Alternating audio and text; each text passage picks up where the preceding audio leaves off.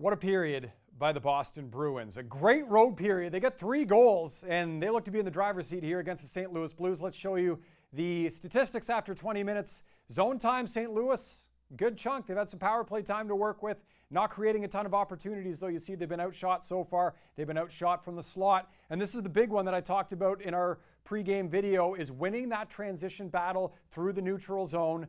Boston with a couple of rush chances, St. Louis with none. The Blues had 8 of these in Game 2 after having just 1 in Game 1. So a big difference, and they've got nothing so far. 3-0 the goals for the Boston Bruins. So much of what we talked about in our pregame video, we hope you watched it, because it's happened in the first 20 minutes of this game. One thing we've been talking about all series, how good Boston is on the power play at striking quickly, attacking with purpose. When they're on the power play, they win a face-off. 5 seconds later, the puck's in the back of the net. You look at the 3 power play goals they have in the series against St. Louis. 7 seconds of zone time, 2 seconds of zone time, and you go back to Carolina.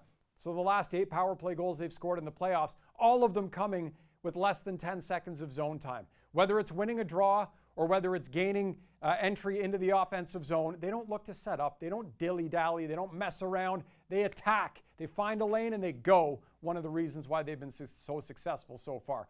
Charlie Coyle scoring in this game off a beautiful lateral pass. We talked about this in the pregame video. Jordan Binnington, how he has struggled stopping slot shots preceded by a pass into the slot, forcing the goalie to move laterally.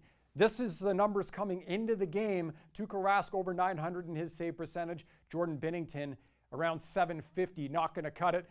Hard to fault him on that goal, but again, it just shows you what Boston does so well is moving the puck east-west, and Binnington struggled all playoffs. Goal locations, couple in the top shelf glove side in this game, 1 in the 5-hole. We talked about the pregame. The 5-hole, Jordan Binnington, how he's had problems there.